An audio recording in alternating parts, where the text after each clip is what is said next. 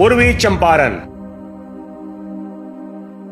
पूर्वी चंपारण बिहार के तिरहुत प्रमंडल में स्थित एक जिला है। 1971 में चंपारण को विभाजित कर बनाए गए पूर्वी चंपारण का मुख्यालय मोतिहारी है। चंपारण दो शब्द चंपा और अरण्य से बना है, जिसका अर्थ होता है चंपा के पेड़ों से आच्छादित जंगल। पूर्वी चंपारण के उत्तर में एक और जहां दूसरा देश नेपाल है, तो वहीं दक्षिण में मुजफ्फरपुर स्थित है। ऐसे ही इसके दूसरी ओर पूर्व में शिवहर और सीतामढ़ी तथा पश्चिम में पश्चिम चंपारण जिला है। महाकाव्य काल से लेकर आज तक चंपारण का इतिहास गौरवपूर्ण एवं महत्वपूर्ण रहा है। दुनिया के सबसे पुराने धर्म के किताब में इस जगह का उल्लेख मिलता है। पुराणों में वर्णित है कि यहाँ के राजा उत्तानपाद के पुत्र भक्त ध्रुव ने यहाँ के तपोवन नामक स्थान पर ज्ञान प्राप्ति के लिए घोर तपस्या की थी। एक और चंपारण की भूमि देवी सीता की शरण स्थली होने से पवित्र है, वहीं दूसरी ओर आधुनिक भारत के गांधी जी का चंपारण सत्याग्रह भारतीय स्वतंत्रता के इतिहास का अमूल्य पन्ना है। राजा जनक के समय यह मिथिला प्रदेश का अंग हुआ करता था। लोगों का ऐसा विश्वास है कि जानकीगढ़ राजा जनक के मिथिला प्रदेश की राजधानी थी, जो बाद में वज्जी के साम्राज्य का हिस्सा बन गया।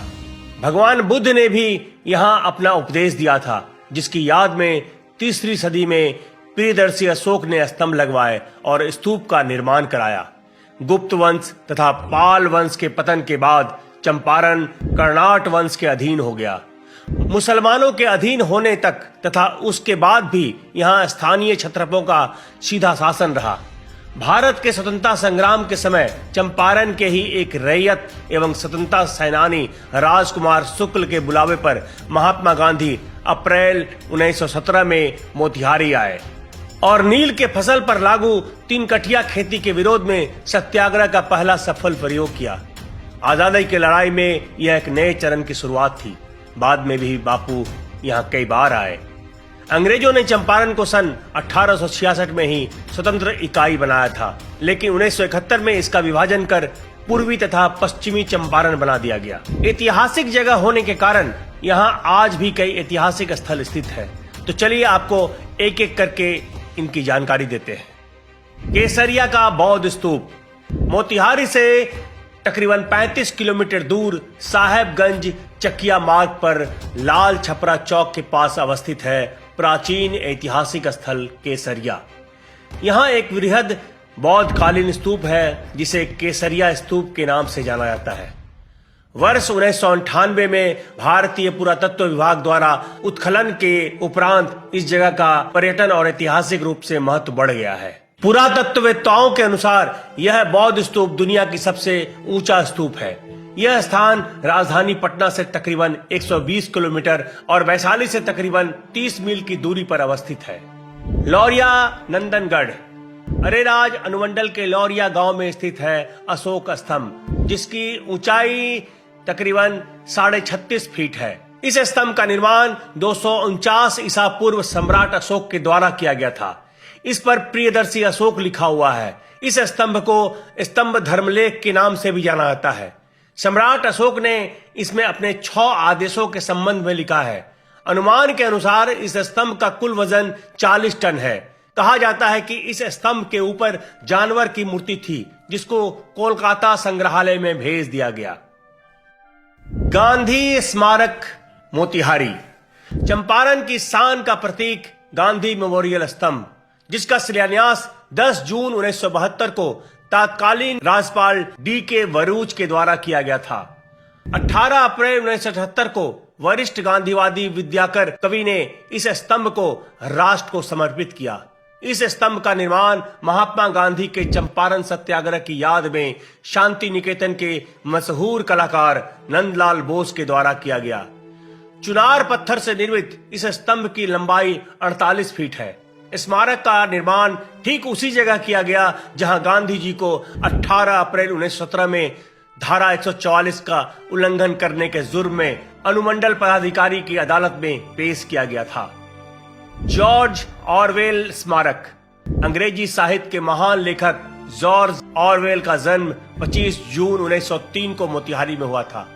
उस समय उनके पिता रिचर्ड वेल्मेस्ली ब्लेयर चंपारण के अफीम विभाग में सिविल अधिकारी थे। उनका घर आज भी वहां उपस्थित है। विश्व कबीर शांति स्तंभ जिला मुख्यालय से तकरीबन 10 किलोमीटर पर पिपरा कोठी प्रखंड के बेलवातिया गांव में भारत का 8वां एवं बिहार का इकलौता विश्व कबीर शांति स्तंभ स्थापित है। रामगढ़वा उच्च विद्यालय तारकेश्वर नाथ तिवारी द्वारा बनाया गया हाई स्कूल पूर्वी चंपारण के रामगढ़वा में है। इस स्कूल ने ग्रामीण इलाके में शिक्षा का सूत्रपात किया। कई IAS, IPS, डॉक्टर, अभियंता यहां से बने हैं। सोमेश्वर महादेव मंदिर मोतिहारी शहर से 28 किलोमीटर की दूरी पर दक्षिण पश्चिम अहिराज में स्थित है भगवान शिव का प्रसिद्ध मंदिर, जो सोमेश्वर शिव मंदिर के नाम से जाना जाता है। श्रावणी मेला के समय केवल चंपारण से ही नहीं बल्कि देश विदेश से हजारों की संख्या में भक्तगण भगवान शिव का जलाभिषेक करने यहां आते हैं। सीताकुंड मोतिहारी से तकरीबन 16 किलोमीटर दूर पीपरा रेलवे स्टेशन के पास एक पुराने किले के परिसर में सीताकुंड स्थित है। माना जाता है कि भगवान राम की पत्नी सीता ने त्रेता युग में इस कुंड में स्नान किया था। इसके किनारे भगवान सूर्य, देवी दुर्गा, हनुमान सहित कई अन्य मंदिर भी बने हुए हैं। रामनवमी के दिन यहाँ एक विशाल मेला लगता है। हजारों की संख्या में इस दिन लोग भगवान राम और सीता की पूजा अर्चना करने यहाँ आते हैं। इसके अलावा भी यहाँ कई छोटे छोटे मंदिर हैं। तिरहुत का अंग होने पर भी अलग अलग भाषा तथा भौगोलिक विशेषता के चलते चंपारण की संस्कृति वज्जिका भाषी क्षेत्रों से थोड़ा भिन्न है। जिले के सभी हिस्सों में भोजपुरी बोली जाती है, लेकिन हिंदी और उर्दू शिक्षा का माध्यम है। शहरों में अंग्रेजी माध्यम से पढ़ाने वाले स्कूल भी है। यद्यपि भोजपुरी संस्कृति यहाँ रची बसी है, किंतु लोगों में अपनी भाषा के लिए गौरव का अभाव है। उत्तर प्रदेश, झारखंड तथा बिहार के कई जिलों के करोड़ों लोगों सहित अंतर्राष्ट्रीय स्तर पर बोली जाने वाली भोजपुरी को लोग शिक्षा का माध्यम बनाने में हिचकते हैं, लेकिन शादी विवाह या अन्य मांगलिक अवसरों पर भोजपुरी संगीत कार्यक्रम का अभिन्न हिस्सा होता है। कभी नील की खेती के लिए जाने जाने वाला जिला अब अच्छी किस्म के चावल और गुड़ के लिए प्रसिद्ध है। अपरिचितों का स्वागत भी गुड़ और पानी से किया जाता है।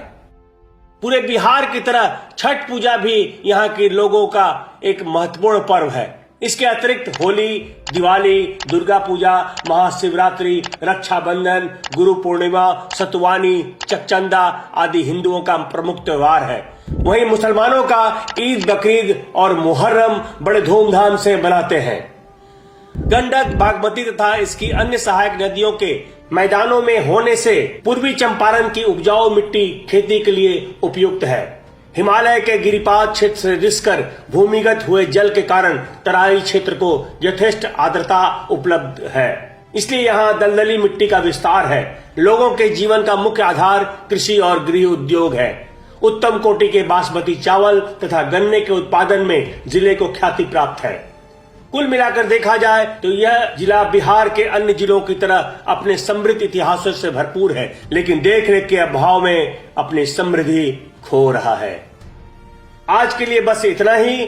फिर मिलेंगे अगले एपिसोड में किसी अन्य जिला को आपके समक्ष प्रस्तुत करते हुए। मैं बिहार हूँ।